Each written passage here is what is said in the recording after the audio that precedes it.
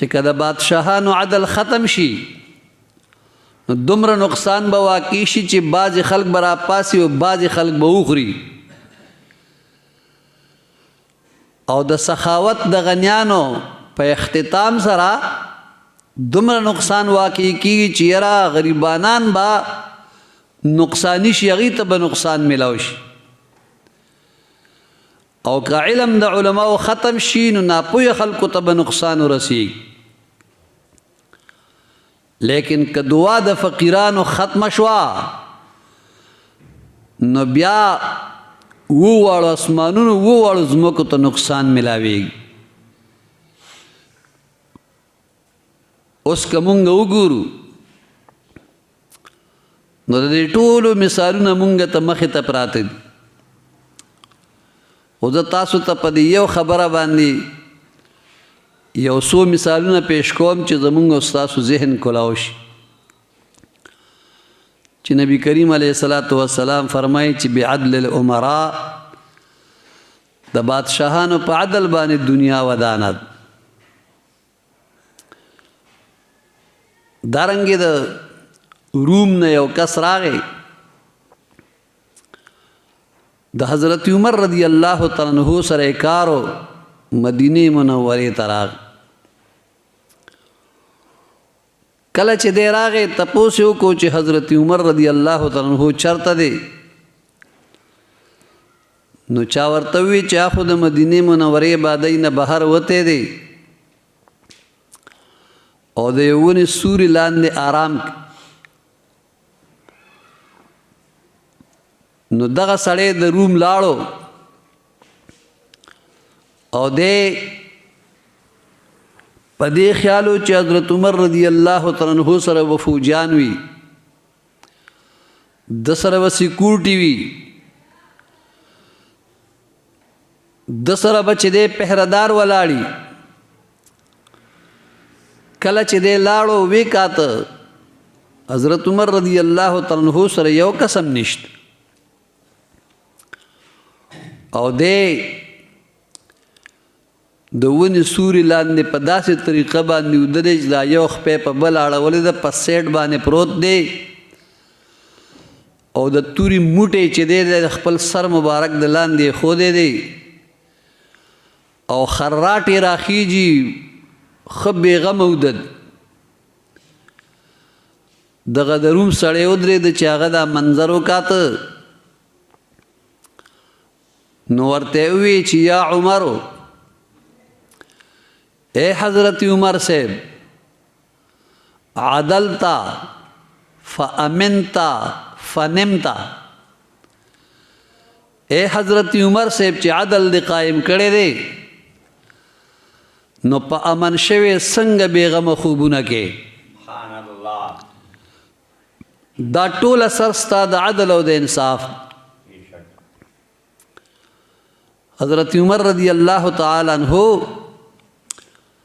په عدل او په انصاف کې نمبر وړی دی خو لیکن دا خلکو شان ته کې انسان وګوري نو حیران پاتې شي یقین وساتئ د ده مبارک دا معمولو چې د شپې به جامې بدلې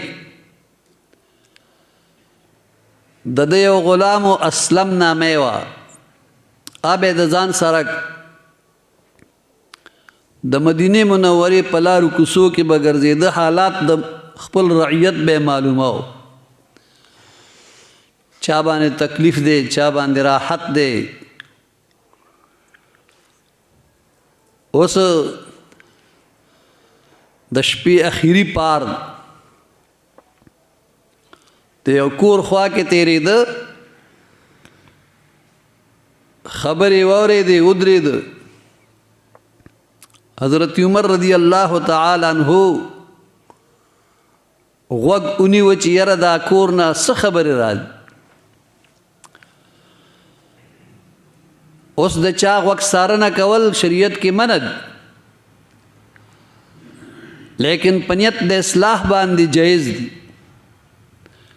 حضرت عمر رضی اللہ تعالی عنہ په منزلې د رعیت د پلار دی هغه د اولاد حال معلومای د اصلاح په نیت باندې غوږ نیولې دی جایز د کور نه د مور او د لور خبرې رال مور لور ته وی لوري پاسا هغه پایو کې شودو کې اوبه واچه لور ورته وی مور تا نه دی ولیدلی چې حضرت عمر رضی الله تعالی عنہ اعلان کړی دی چې ګوره دا کار به نه کوئ دا کار به نه کوئ پایو کې به اوبه نه اچوئ هغه پای به نه خرڅوئ ځکه چې چاته پته نه چې دې کې اوبه اچولې دي که نه دي اچولې او تی پې د هغه سمو سوچه پی په نرخ باندې خرڅې دا ګناه ده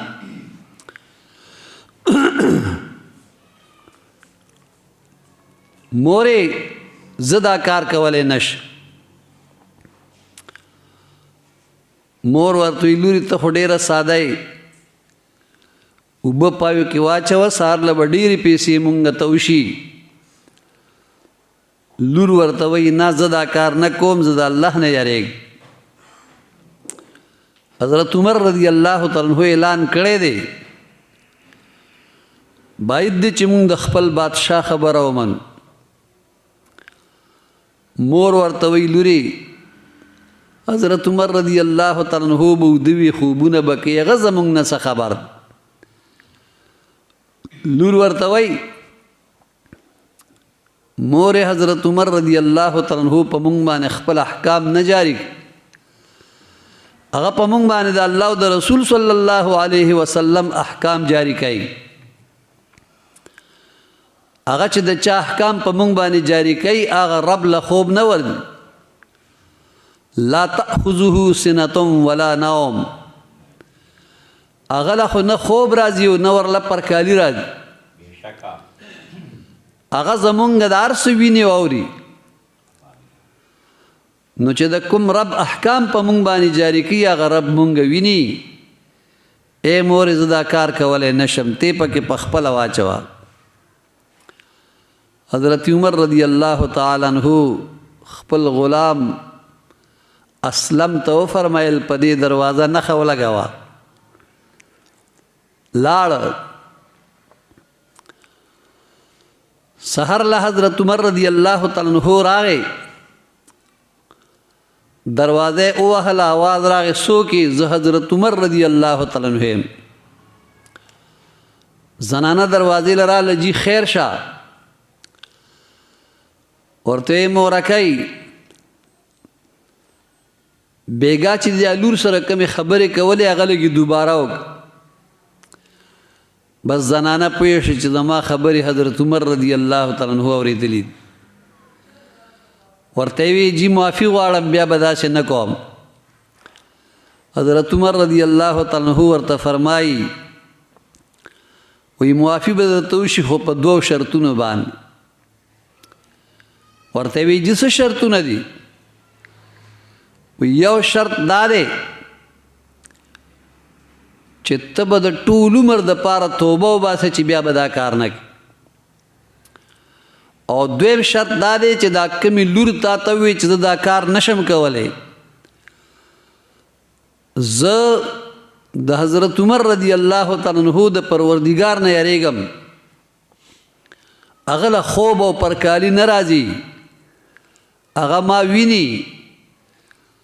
نو دغه د خدای نه یریدونکي لور به زما زوی له په نکاح باندې راکړي دا زه خپل زوی له په نکاح باندې غواړم هغه ښځه په دې باندې راضي شوه او ورته یې وویل چې ما ته موافي وکړه زه به بیا دا کار هم نه کوم او زما لور چې ده نو هغه مې هم ستا زوی له په نکاح باندې ورکړه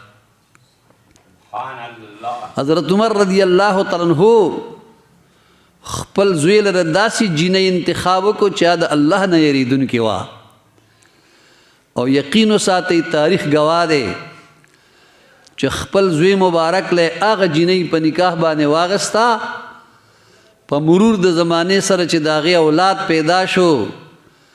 بیا د هغې اولاد پیدا شو د ده په نسل کې الله تعالی جل جلاله د هغې جینۍ په نسل کې چې کومه د خپل زوی له غوښتې وه د هغه جینۍ په نسل کې الله جل جلاله حضرت عمر بن عبدالعزیز رحمت الله علیه پیدا کړ چې هغه په دنیا کې داسې عدل قائم کو چې هغه ته عمر ثانی ویلی شي دا د هغه جینۍ په نسل کې راغی د هغې تقوا او د پرهیزګارۍ څومره لوی اثر و چې د عمر بن عبدالعزیز رحمت الله تعالی علیه غوندې هستی د دې په نسل کې الله دنیا ته راولېږله چې هغه بیا داسې عدل قائم کو چې زکات به خلکو ګرځو او چا به زکات نه اخیسته وي زه د زکات مستحق نه یم د حضرت عمر بن عبدالعزیز رحمت الله علیه د برکته الله مونږ له دومره مال راکړي چې مونږ وایو چې خلکو له یې ورکړو دارنګې چې کوم ذمي کافران هغه خلکو له به چا زکات یوړو هغوی به ورته وي نه زمونږ زکات ته ضرورت نشته د مسلمانانو بادشاه مونږ ته دومره څه راکړي چې زمونږ زکات ته ضرورت نشته عیسایانو پسې به زکات ګرځاو چې دا زکات واخلې هغوی به ورته وي نه زمونږ زکات ته ضرورت نشته مونږ له حضرت عمر بن عبدالعزیز دومره څه راکړي چې مونږ ته ضرورت د زکات نشته یو ځل دې مبارک په خپل کور کې د ونې سوري لاندې پروت د غرمې وخت دی ګرمي ده او څه کسان راغلي دي په دروازه کې ولاړ دي د حضرت عمر بن عبدالعزیز رحمت الله علیه سره کار د عمر بن عبدالعزیز رحمت الله علیه زوی کور ته راغی او خپل پلار ته فرمایي قربان تاسو خو د ونې سوري لاندې پراته یئ د الله بندګان درته په سور نور باندې ولاړ دي که د قیامت په ورځ د نه الله تپوسو کې څه جواب به وله ورکړي بغیر د سپلو نه بغیر د ټوپۍ او پټکي نه بغیر د څادر نه همداسې خپیاب لخپې رووت دروازه یې کولو که هغه کسانو ته وایي څه کار هم دی یو ورته وي دا کار دی بل وی دا کار دی زه ستا کاره مو شو ستا مو شو ستا مو شو ټولې رخصت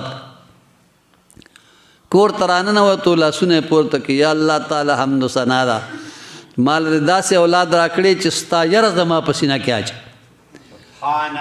که دا د قیامت په ورځ ستا مانه تپوس کړی وي ما به تعالی څه جواب درکړی وي دا خبرداری دا تنبیه ما ته زوی راکړه یا الله شکر دی چې داسې اولاد دې ماله راکړه یقین وساتئ د حضرت عمر رضی الله تعالی عنہ هغې اخلاص او هغې تقوا ته وګورئ عدل او انصاف ته وګورئ